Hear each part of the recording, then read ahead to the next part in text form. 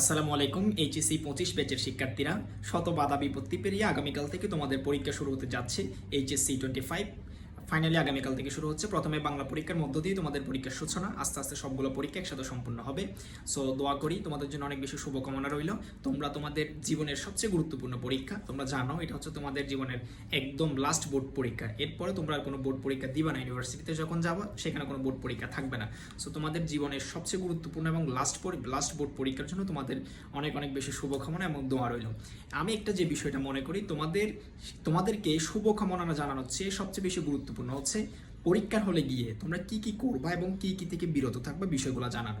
এই বিষয়গুলো যদি তুমি জানতে পারো তাহলে তুমি পরীক্ষার হলে অনেকগুলো মিস্টেক্স থেকে বাঁচবা।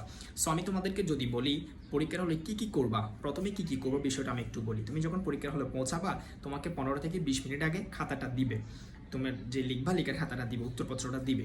তুমি উত্তরপত্র পাওয়ার পরপরই একটা কাজ করবা। কি কাজটা হচ্ছে তুমি খাতাটা চেক করে নিবা। আমি আবার বলছি খাতাটা চেক করে নিবা, কারণ খাতার মধ্যে অনেকগুলো পেজ ছেঁড়া থাকে। তুমি যখন 2-3 পেজ লিখে ফেলবে এরপরে দেখবা ছেঁড়া, সো তুমি তখন কিছু করতে পারবে না। আগে খাতাটা চেক করবা, যদি প্রবলেম থাকে খাতা চেঞ্জ করে নিবা, যদি ভালো থাকে ইটস ওকে। এরপরে হচ্ছে চেক করার পরে খাতার শুরুতে আসবা, রোল রেজিস্ট্রেশন সাবজেক্ট কোড লিখবা। এটা হচ্ছে পরীক্ষা শুরুর সবচেয়ে বেশি important part. Role registration subject code. Role registration তোমার পরিচয় বহন করবে এবং সাবজেক্ট কোড তোমার যে বিষয়ে পরীক্ষা দিচ্ছ ওই বিষয়ে পরিচয় বহন করবে। এগুলো কোনোভাবেই ভুল করা যাবে না। এগুলো ভুল করলে তোমার রেজাল্ট ফেইল আসবে। সো এগুলো যদি কোনো কারণে ভুল হয়, একটু প্যানিক হয়ে গেলে ভুল হতে পারে, সাথে সাথে শিক্ষককে জানাবা, শিক্ষক সমাধান করে দিবে, ভয় পাওয়ার কিছু নেই।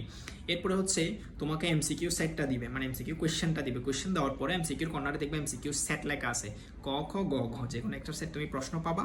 ওই সেটটা ওএমআরে পূরণ করবা। সেট ওএমআরে পূরণ না করলে তাও ওএমআর বাতিল হয়ে যাবে। দুইটা বিষয় গেল। এরপর হচ্ছে এমসিকিউতে একাধিক উত্তর করবা না। মানে বুঝছো বিষয়টা হচ্ছে তুমি 3 নম্বর প্রশ্নের ক এবং খ দুইটাতে গোল দাগ দিয়ে ফেলছো, এটা ভুল। যে কোনো একটাতে গোল দাগ দেওয়া যাবে। তুমি যদি একটা প্রথমে ভুলে গোল দাগ দিয়ে ফেলো ওইটা ভুলই, ওইখানে আর হাত দেওয়া যাবে না। একাধিক উত্তর মানে ভুল, যে কোনো একটা উত্তর করবে। এরপর হচ্ছে তোমরা জানো তোমাদের এমসিকিউতে পাস মার্ক হচ্ছে 10, যেহেতু বাংলা দ্বিতীয় পত্র এমসিকিউ নাই, সো প্রথম পত্র 10 পাইতে হবে। আগে পাস মার্কটা নিশ্চিত করবা, এরপরে তুমি তোমার এ প্লাস বা যে উদ্দেশ্যে গিয়েছো সেই উদ্দেশ্যটা আস্তে আস্তে পূরণ করবা। প্রথমে 10টা নিশ্চিত করবা যে তুমি পাস করতেছো, এটা যেন শিওর থাকে। এরপর হচ্ছে সবচেয়ে বেশি ইম্পর্টেন্ট যে বিষয়টা, time management. I repeat, time management. Time management অনেকেই আসলে জানে না। অনেকে কি করে, সিকিউ লেখার সময় প্রথম যে 2 থেকে 3টা সিকিউ সেগুলো বিশাল বড় বড় করে লিখে এবং সে সময় নিয়ে লিখে, যথেষ্ট সুন্দর সময় ও শ্রম দিয়ে লিখে। কিন্তু প্রথমে যেহেতু 2-3টাতে সময় অনেক বেশি দিয়ে ফেলে, শেষে গিয়ে সে 7টা আনসার করতে পারে না। এবার তুমি ভাবো, তুমি যদি 2.5 ঘন্টা কাজে লাগিয়ে বড় বড় করে 5টা লিখো, আর আমি যদি 2.5 ঘন্টা কাজে লাগিয়ে একটু মিডিয়াম সঠিক তথ্য দিয়ে 7টা লিখি, তাহলে তোমার চেয়ে আমি এগিয়ে। বাহাদুরি হচ্ছে ফুল আনসার করাতে। 3টা-4টা বড় লিখলে লাস্টেরগুলো মিস করে আসলে এখানে কোনো বাহাদুরি নেই। তোমাকে টিচার নাম্বার দিবে না। এমন না যে তুমি 1 নাম্বারটা 10 পৃষ্ঠা লিখলে তোমাকে 10-এর বদলে 15 দিবে, এটা সুযোগ নাই। সো 1 নাম্বারটা যেমন গুরুত্বপূর্ণ, 7 নাম্বারটাও তেমন গুরুত্বপূর্ণ। সো এমনভাবে লিখবে যেন তুমি 7টা কাভার আপ দিতে পারো। প্রত্যেকটা সময় নির্ধারিত হচ্ছে 21 মিনিট। এখানে তুমি সিগনেচার শিটে সিগনেচার করবা, তারপরে হচ্ছে তোমার স্টাপলার করতে হবে, টিচার সিগনেচার করবে, ওনারা 2-3 মিনিট সময় নষ্ট করবে। সো দ্যাটস ওয়াই তোমাকে 19 থেকে 20 মিনিটের মধ্যে প্রত্যেকটা সৃজনশীল শেষ করতে হবে। টাইম ম্যানেজমেন্টের কাছে একটা অবশ্যই ঘড়ি নিয়ে যাবা, কারণ প্রত্যেকটা হলে ঘড়ি থাকে না। না থাকলেও তুমি তোমার ঘড়িটা ইউজ করবা। তোমার টার্গেট থাকবে তুমি প্রতি 18 মিনিট একটা সিকিউ শেষ করবা।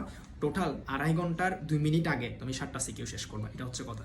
যারা এ প্লাস পেতে চাচ্ছ, আমি আবার বলছি, যারা এ প্লাস পেতে চাচ্ছ তোমাদের ফুল আনসার করার কোনো বিকল্প নাই। ফুল আনসার করতে না পারলে এ প্লাস ইম্পসিবল, এ প্লাস কখনোই আসবে না। এরপরে ফুল আনসারের বিষয়টা গেল। টাইম ম্যানেজমেন্টও বললাম। সময় ধরে ধরে দেখবা যে তুমি 20 মিনিটের মধ্যে শেষ করতে পারতেছো কিনা। দেখতেছো 20 মিনিট হয়ে যাচ্ছে বাট শেষ হচ্ছে না, ওইটা ক্লোজ করে দিবা, ছোট করে নিয়ে আসবা, যেহেতু যাতে তুমি 7টা আনসার করতে পারো। ঘড়ি নিয়ে যাবে পরীক্ষার হলে, ফুল আনসার করবে।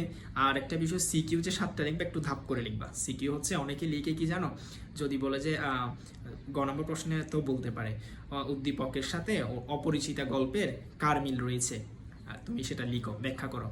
তো ছেলেরা কি করে জানো, সে অনেকে হচ্ছে লিখে উদ্দীপক অপরিচিত গল্পের সাথে যার মিল রয়েছে সেটা নিচে ব্যাখ্যা করা হলো। এভাবে যদি লিখো, টু বি অনেস্ট তোমাকে 1 নাম্বারও দেবে না। এগুলো হচ্ছে একটু লেম টাইপের পড়াশোনা, এগুলো করবা না, এগুলো স্কিপ করবা।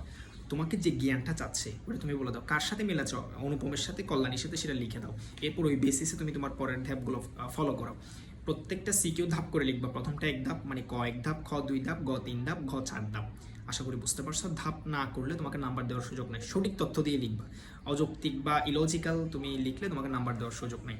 এরপর হচ্ছে সিগনেচার শিটে সাইন করবে, তোমাদের একটা সিগনেচার শিট আসবে, ওইটা হচ্ছে প্রমাণপত্র, তুমি যে পরীক্ষায় অংশগ্রহণ করছো এই প্রমাণপত্র সিগনেচার শিটে সাইন করবা।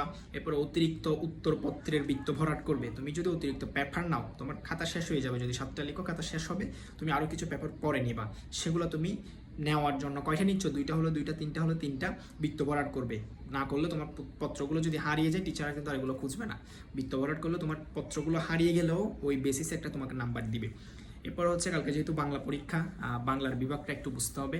বাংলার বিভাগ হচ্ছে কি জানো, বাংলাতে তোমাদের 4টা বিভাগ থাকে, ক, খ, গ, ঘ। ক বিভাগে গল্প থেকে 4টা প্রশ্ন আসবে, ওইখান থেকে তুমি চাইলে 2টা অথবা 3টা আনসার করতে পারো। কবিতা থেকে প্রশ্ন আসবে 3টা, ওইখান থেকে আনসার করতে হবে 2টা। টোটাল কয়টা হলো, গল্প থেকে 3টা আনসার করবে, কবিতা থেকে 2টা, 5টা। এরপর হচ্ছে তুমি উপন্যাস থেকে একটা আনসার করতে হবে বাধ্যতামূলক, তারপরে নাটক থেকে একটা আনসার করতে হবে বাধ্যতামূলক, টোটাল 7টা।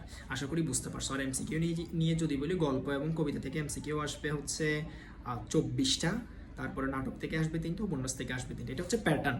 এখন টিচাররা যদি এটা ফলো করে তো ভালো, ফলো না করলে সেটা ওনাদের ইচ্ছা, বাট এটা সঠিক প্যাটার্ন, এভাবে প্রশ্নটা আসবে। সো আশা করছি অনেকগুলো বিষয় তোমাদের সাথে শেয়ার করলাম, বুঝতে পারছো ভালো করে।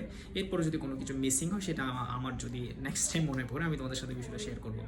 সো আগামীকাল পরীক্ষার জন্য সবার জন্য অনেক অনেক শুভকামনা ও দোয়া রইল, বিশেষ করে যাদের একাডেমিক প্রিপারেশন অনেক ভালো, মানসিকভাবে সুস্থ থাকো, শারীরিকভাবে সুস্থ থাকো, পরীক্ষার আগের রাতে পর্যাপ্ত পরিমাণ ঘুমাও, এবং বাসায় যারা আছেন শিক্ষক, তোমাদের প্যারেন্টস, সবার দোয়া নাও, সবার কাছ থেকে দোয়া নাও যে আগামীকাল আমাদের পরীক্ষা, আমাদের জন্য দোয়া করবেন।